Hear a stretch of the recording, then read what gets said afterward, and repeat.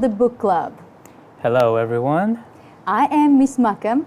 And I'm Mr. Darrell. Today we are going to talk about an American classic. It's been called the Great American Novel, and it is The Great Gatsby. Yes, and the author is Francis Scott Fitzgerald. But before we start talking about the story itself, let's look at our agenda. So first thing we do is we look at the vocabulary that we need. Then we will talk about the author. After, we will talk about the summary. So we'll tell you shortly what is the story about. We'll have a look at characters after that. These are the ways that the story is pushed forward by their characters. We'll look at the setting, give you context by looking at the when and the where of the story. And then we will close off with main themes, which is generally why does the author choose the things that he talks about. Yes, and finally we'll wrap up the whole thing and of course give you homework. I guess it wouldn't be a lesson without some homework. Of course, Mr. Darrell. Now let's move on to the vocabulary. We've chosen 8 words that are used in the book and that we use in our discussion of this book. I will pronounce them first twice and then you can go on with the Georgian. Then I will translate into Georgian. Okay, our first word is a noun and it is bootlegger. Bootlegger. This is someone who is involved with the illegal trade of alcohol at a time when maybe alcohol is banned. აკრძალული საქონლით მოვაჭრე. Okay, our next word is flapper. Flapper. This is always a young woman who, especially during the 1920s, behaved and dressed in a very boldly modern manner. 20-იანი წლების თანამედროვე ქალი. Our next word is debutante. It's a bit hard to pronounce, so debutante. This is a young woman who's kind of making her first big appearance in society, maybe at a party or maybe at like some kind of big banquet. Debutanti. Okay, our next word is flamboyance. Flamboyance. It's a noun and it refers to something that is something brilliant or showy or flashy, and this is flamboyance. ელვარება, ბრწყინვალება. We have a noun next and it's socialite. Socialite. This is a person, a socially prominent person who goes to all the fashionable parties and is seen everywhere. საზოგადოებაში ცნობილი პირი, რომელიც ყველა წვეულებაზე დადის. Our next word is expatriate. Expatriate. A person who doesn't live in his own country and has settled somewhere else but doesn't give up his citizenship of the old country. Expatrianti. პიროვნება, რომელიც გადადის სხვა ქვეყანაში საცხოვრებლად, თუმცა არ თმობს მოქალაქეობას თავისი ქვეყნის. Our next word is speakeasy. Speakeasy. This is a place, a club or bar, where you could buy alcohol secretly, especially if it's been illegal in the country. ეს არის ბარი ან ღამის კლუბი, რომელიც ალკოჰოლს უკანონოდ ყიდის. განსაკუთრებით მაშინ, როდესაც ალკოჰოლი აკრძალულია. And our last word is disillusionment. Disillusionment. Being free from an illusion or like a false idea. გულგატეხილობა. Okay, we have a question for the audience, and that question is, what is the difference between being an immigrant and being an expatriate? Immigrants move to a country and change their citizenship, while expatriates move to a country and don't change their citizenship. Excellent. Excellent. That is the difference between an immigrant and an expatriate. So, Mr. Darrell, you're an expatriate as far as I know. Yes, I think I qualify as an expatriate. Okay, thank you very much. Okay, Ms. Maka, let's move on to a look at today's author, and that is F Scott Fitzgerald. That's how he was commonly known. We didn't really pronounce his first name. You just kind of say F Scott Fitzgerald. He was born at the end of the 19th century, and he died fairly young in 1940, so it isn't too long that he lived. He was an American novelist, essayist, screenwriter, and short story writer. But he was best known for novels that depicted the Jazz Age, which we'll talk about quite a lot today. And it's, in fact, a term that he invented. So he invented that term. What is the Jazz Age? Well, we shall see. Yes, and it's a very interesting period. During his lifetime, Mr. Fitzgerald published 4 novels, so 4 collections of short stories and 164 short stories. Although he temporarily achieved his success and fortune in 1920s, he got his wide critical and popular acclaim after his death. So he is widely regarded as one of the greatest American writers of the 20th century. And like many of us, he fell in love with a rich socialite woman named Zelda Sayre. Although she initially rejects him because he's not rich enough for her, she does agree to marry him when he publishes one of his novels, which becomes a bit of a success. And then she says, well, I think I love you now. Oh, okay, how strange. So in the 1920s, he very often visited Europe. So he was very influenced by the modernist writers and the artists. That's where he befriended a very popular writer. This is Ernest Hemingway. Actually, he's one of my favorite writers as well. Mine as well. So Mr. Fitzgerald's 3rd novel is what we're talking about today, The Great Gatsby, published in 1925. It was inspired by his own rise to fame and his relationship with Zelda. Although it received very, very mixed reviews at the time, so not all were positive, it is now called the Great American Novel. Yes, and definitely we now understand how valuable this story is. So Fitzgerald, like Gatsby, had always exalted the rich and was driven by the love of a woman who symbolized everything for him. And even as he was led towards a lifestyle he actually didn't really like, we would say he actually hated. Faced with financial difficulties due to the declining popularity, he died of alcoholism in 1940. Unfortunate. Yeah. Now we have a question for our audience. As we mentioned, initially the book was not popular and then it became very, very popular. Why do you think it became popular after the death of the author?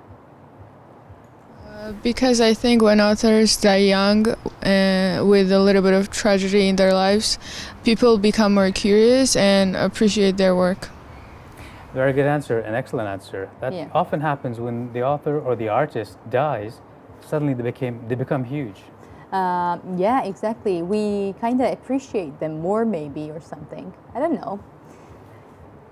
Now let's move on to the summary of our story. We'll make it quick because you should really enjoy it on your own. Now, in the spring of 1922, the setting of the novel, our lead character, Nick Carraway, he's a university graduate and a veteran of the First World War.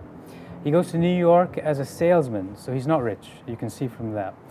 But fortunately or unfortunately, he moves next to a millionaire, and that is J. Gatsby, who has this funny habit of hosting like fantastic parties, which he doesn't go to, or he doesn't really enjoy. Yes, but in this case, one morning, Nick gets some kind of invitation at a Gatsby's mansion. So of course he goes there, and from the beginning he's a bit embarrassed when he realizes he cannot really talk to anyone because he does not know anyone. It was until he met this girl who he is attracted to. While chatting with this girl, he's approached by a man, and can you imagine who this was? Of course, this was Mr. Gatsby. So Mr. Gatsby insists that Nick and him together, they were part of the same army unit, and like during the war. Gatsby attempts to befriend Nick, and when Nick leaves the party, he notices that Gatsby is watching him. So he takes an interest in Nick Yeah. for some reason. Much later on, like late in summer, Nick and Gatsby are having lunch at a speakeasy. As you remember, we spoke about the speakeasy in the beginning. Gatsby tries to impress Nick. He's still trying to impress Nick with stories of his army days and his university days at Oxford. And Nick finally finds out from someone else that Gatsby and a mutual friend of theirs, Daisy, had fallen in love in 1917, just before the war started. However, Daisy is now married to another friend of theirs, Tom. So there's this love triangle that's going on. Gatsby, it turns out, has been hoping to win Daisy back to him, and that's why he's a millionaire. Wow, that's interesting. We will later see if this love is true or not, of course. In September, Tom discovers the affair when Daisy carelessly addresses Gatsby with an abashed intimacy in front of him. So later at a hotel, of course, Tom and Gatsby have an argue. Daisy claims she loves both at the same time. And that causes trouble, of course. Yeah. You can't really say that out loud. Yeah. Tom, in fact, is so jealous that he reveals that Gatsby, how he made his money, was through bootlegging illegal alcohol, and he's basically a criminal mafia type man, and that's how he's made his money. While taking Daisy home, Gatsby and Daisy accidentally hit the car, so they killed a female named Myrtle. Gatsby reveals to Nick that it was Daisy who was driving the car, but he was going to take blame on himself. Of course, Nick tries to make sure that everything is okay, and he offers Gatsby to run away. But there, Gatsby actually refuses. So he basically sacrifices himself knowingly. What happens is, unfortunate, he gets killed in his own swimming pool in his mansion by the husband of the woman that he killed. Yeah, so of course, it is better to read the book, although we kind of told you the ending of the story. We highly recommend you to read the book. It is very interesting. So now, after hearing the summary of the story, let's address to our audience with the first question. Why did Gatsby trust Nick? They were in the same army unit, and I have generally heard that people who become friends in army unit, they also become very strong friends for all their lives. Yeah, thank you very much. That's very true. Army units tend to bring people together very strongly. We know lots of stories about this. We have a second question for our audience. Who do you think loved Daisy more? Was it Tom or was it Gatsby? I think Gatsby loved her more because he actually sacrificed his life to protect her reputation. Yeah, that's a very good point. It is Gatsby, after all, who sacrifices himself for Daisy, so he probably loved her more. Or he has a chance to prove his love. Maybe Tom would do the same. Yeah, and it was Gatsby's turn and he took it. Yeah. Maybe. Okay, then, let's move on to the characters of the book. There's quite a few fascinating characters, and let's start with the main character, Nick Carraway. He's a college graduate from Yale, a war veteran, and he's aged about 30 when the book happens.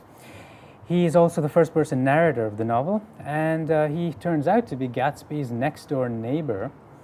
His personality, he's a bit easygoing, sometimes sarcastic, sometimes optimistic, but as the book progresses, he loses that optimism. So he becomes less and less optimistic. He's more practical than the other characters as well. But he still manages to get the trust of a millionaire, right? So he had something. He's talented with meeting people. Yes, definitely.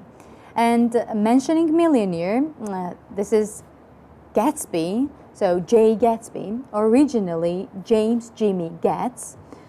He's a young, mysterious millionaire, as we already mentioned, but with a shady connection, business connections. So this is later revealed as selling alcohol illegally. So he was a bootlegger. During World War I, where he was a young military officer, he encounters the love of his life, the beautiful debutante Daisy. Now let's move on to Daisy herself. Daisy Buchanan is her name. She's portrayed as very attractive, but shallow and self-absorbed at the same time. And she's identified as a flapper, so a stylish, modern woman. She is the wife of Tom Buchanan, but it turns out that before she married Tom, she had loved Gatsby and chooses Tom. And so it turns out that the character of Daisy might have been influenced by a real-life woman that Fitzgerald knew. Yes, maybe. So our next character is George B. Wilson. Actually, he is the one who finishes the story, this brilliant story of a great millionaire guy. So he's a mechanic and an owner of a garage.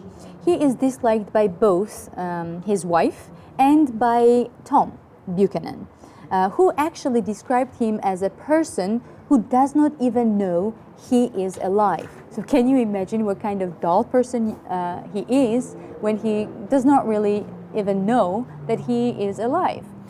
Quite boring probably in personality and probably very simple. Yes. At the end of the novel, he kills Gatsby, wrongly believing that he had been driving the car and he killed Myrtle, his wife. And then later, George kills himself, commits suicide. Murder, suicide. Dark ending. Okay, Yeah. I have a question for the audience now. What is the connection between Nick, Daisy, and Gatsby?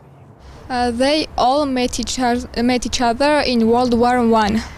Exactly. Good answer. That is exactly how they met each other. Well done. So our second question is, do you find the characters likable? As we know, coins have two sides. Some aspects of their life are very exciting, like the glamorous life they lead is very attractive, but some aspects like arrogance or selfishness actually overweighs the positive sides of the characters. Of course, we should agree with you definitely, because everything has both sides, positive and negative. It was a good answer, very good answer. Thank you. There are always two sides to everything. Yes. Okay, let's move on to the setting now. And we are in New York in 1922, and it is the Jazz Age. The Great Gatsby provides actually a very good picture of the Jazz Age in this book. Yes, this is Jazz Age, the period of prosperity, of flapper culture, economic prosperity, and of course, lots of speakeasies, people having fun in them. Would you have loved to live in that era? Definitely. I think this is the best era for me. There's a dark side, though. Fitzgerald shows that in this novel. He points out behind the parties and the glamour, there were a lot of cynicism and maybe darker emotions going on. So, and he attempts to communicate his ambivalent feelings regarding the Jazz Age. So he's neither very positive or negative about it. Okay, great work, Ms. Maka. Okay, we have a question for the audience now. How essential is the setting to this book? Could it have happened at any other time? No, because the Jazz Age represents a period where everyone lived for happiness and pleasure, because they had so much money, and they indulged themselves too much, never thinking about the future. Good answer, yeah. Yeah, definitely. And of course, it is about main theme that we have. It's a good transition to our Yes. main themes. Thank you very much. And our main theme, there's a lot of themes in this book, of course, And we are going to choose one because I think it's the most important one. Yes, and Fitzgerald has come to be associated with this concept of the American dream more than any other writer of the 20th century. We should explain what the American dream is because it's so important to this book. It's the great belief held by most Americans that you are free to be who you want in politics, in finances, in social life, to be who you want because America is the land of opportunity. Yes, however, some critics have noted that Fitzgerald's unique expression of the American dream actually lacks optimism, the sense of fulfillment, so evident in the expressions of his predecessors. Yeah, and this is the main point, really, the point that we were getting to. So he brings up the American dream, but only to say how negative it is. There's a lot of nightmare things that happen to people. In chasing after your dreams, what happens? Maybe you've had to betray people, you've had to push people down to get up there, and this is what Fitzgerald focuses on. Yes, and he has a very good technique to show it to you. Yeah. Okay. So, now the question to our audience. What does Fitzgerald reveal about the American dream in this book? I think we can clearly see that American dream for author is an utopia because we can come close to it, but it is almost impossible to reach. Yeah. Excellent answer. Yeah. That's exactly what he showed in this book. Thank you very much. Now, Mr. Daryl, I think it is time to wrap it up. Wrap it up. Let us do that. So, you can start with our author. Yes, our author is Francis Scott Fitzgerald. And the summary, remember it's a story about the dark side of the American dream. Yeah, and the characters, Nick, then we have a millionaire, J. Gatsby, Daisy Buchanan, Gatsby loves Daisy, George B. Wilson, a person who killed Gatsby. Okay, and the setting, as you remember, it's New York in the 1920s, the era of the flapper. Yes, and the main themes, that was the American dream. Yeah, and the dark side of the American dream. Okay, we have homework for our TV audience. And the question is this. The character of J. Gatsby is not a perfect man, as we've seen. Why do you think the name of the book is The Great Gatsby? როგორც ხედავთ, მთავარი პერსონაჟი J. Gatsby არ არის სრულყოფილი პიროვნება. როგორ ფიქრობთ, რატომ ქვია წიგნს დიდი Gatsby? We look forward to your answers and please send them to the address on the screen. გამოგვიგზავნეთ საშინაო დავალება ეკრანზე მითითებულ მისამართზე. Okay, we've had a great discussion with our audience and with yourself as well. I enjoyed the discussion. Yes, and we had a great book for today, and I really enjoyed it. Yeah, it's a rare one. But unfortunately or fortunately, I think that's all for today, and hope to see you soon. See you next week. Have a great week. Goodbye. Goodbye.